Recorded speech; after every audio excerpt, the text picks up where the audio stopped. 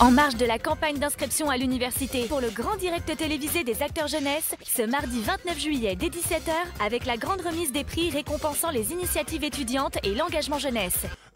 C'est vrai qu'aujourd'hui, on a du lourd sur le plateau. Effectivement, l'association CEMEA, on a aussi l'association des pilotes de ligne. Bon, c'était pas des militaires. Non, exactement. Il en parlera tout à l'heure. Nous avons aussi, au niveau des volontaires cadres du FFA Outre-mer, d'autres informations à donner. Mais tout de suite, avec l'association CEMEA. Alors, pour ceux qui ne connaîtraient pas l'association CEMEA, qu'est-ce que tu pourrais leur dire en guise de présentation de cette structure, grâce à qui on peut aussi être là aujourd'hui, puisqu'on a des jeunes qui sont au service civique grâce à vous aujourd'hui dans le cadre du projet. Alors, je suis Yannick, bonsoir à tous.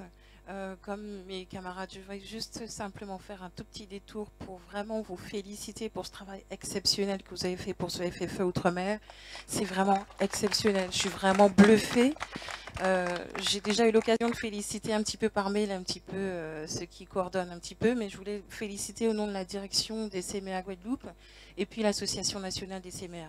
Alors, CEMEA, c'est Centre d'entraînement aux méthodes d'éducation active. Nous sommes une association forte de 50 ans d'expérience en Guadeloupe et puis dans l'Hexagone.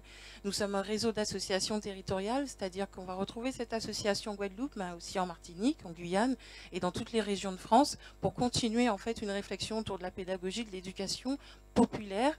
Éducation populaire, c'est tout ce qui va se situer en dehors de l'école, en dehors de l'université, en dehors du lycée.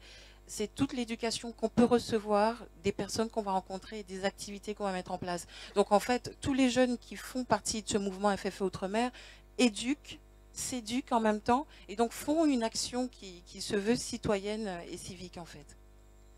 Non, mais moi, j'ai une question, puisque je retiens quand même quelque chose. Il faut comprendre que donc, les CEMEA, c'est vrai que c'est un réseau, donc on a compris, hein, qui est territorialisé.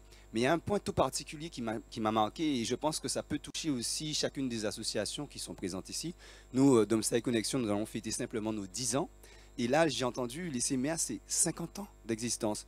Alors, comment on peut, avec cette expérience, quel conseil on peut donner à ces jeunes acteurs engagés pour pouvoir que le mouvement subsiste aux acteurs qui les ont conduits? Alors 50 ans, c'est plusieurs générations de personnes, de volontaires qui se sont donc mobilisés pour ce mouvement. Donc forcément, il y a toujours des jeunes qui ont jalonné notre parcours.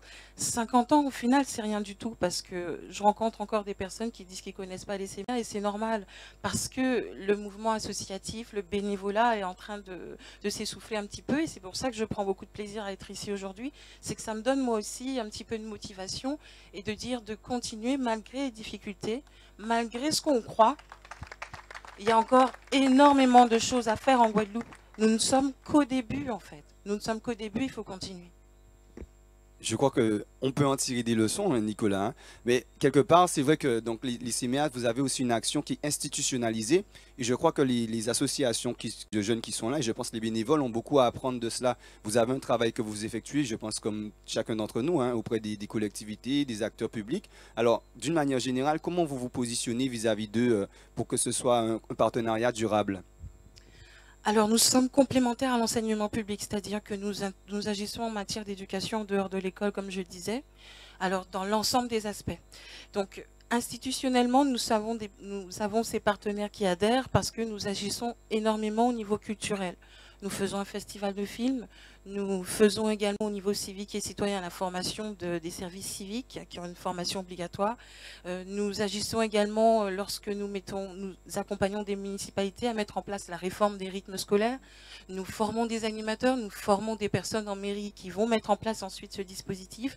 Nous avons suivi notamment Pointe-à-Pitre qui a très bien fonctionné et qui nous a fait une grande confiance. Mais institutionnellement, à plus grande échelle, nous sommes partenaires d'un certain nombre d'entités qui font appel à nous à chaque fois qu'elles en ont besoin.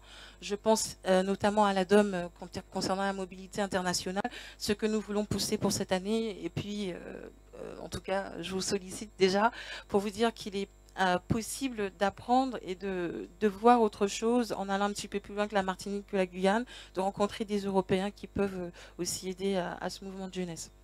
Effectivement, hein, c'est une dimension international, en tous les cas en termes de profondeur de toutes ces actions. Et c'est vrai que cet encouragement, je pense, est bienvenu pour tous ces acteurs présents aussi encore avec nous aujourd'hui. Et on rappelle, pour 2 jours, dans le cadre de ce séminaire FFE Outre-mer des acteurs jeunesse.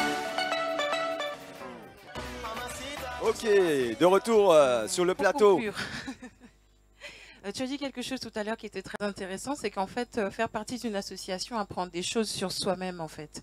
Ce qu'on a pu remarquer, en tout cas au CMEA, qui est aussi un laboratoire d'observation en matière d'éducation, c'est qu'en Guadeloupe, et puis les Français en général, les jeunes Français, ne croient pas beaucoup en eux. Ils pensent qu'ils vont jamais réussir, ils pensent qu'ils n'ont pas assez d'aide, tout ça.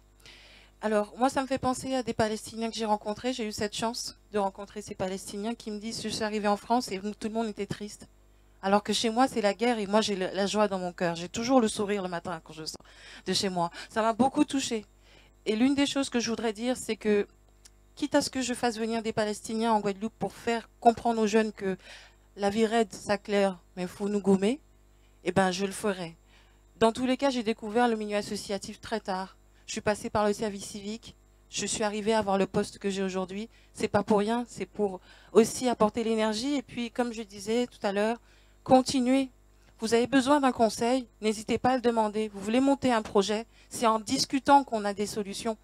Même si la personne ne sera pas là derrière vous, mais en tout cas, si vous avez des rêves en tête, n'hésitez pas à vous rapprocher de différents acteurs jeunesse, mais de tous les autres, pour pouvoir concrétiser ce que vous voulez faire dans la vie, quel que soit ce que c'est. En marge de la campagne d'inscription à l'université pour le grand direct télévisé des acteurs jeunesse, ce mardi 29 juillet dès 17 h, avec la grande remise des prix récompensant les initiatives étudiantes et l'engagement jeunesse.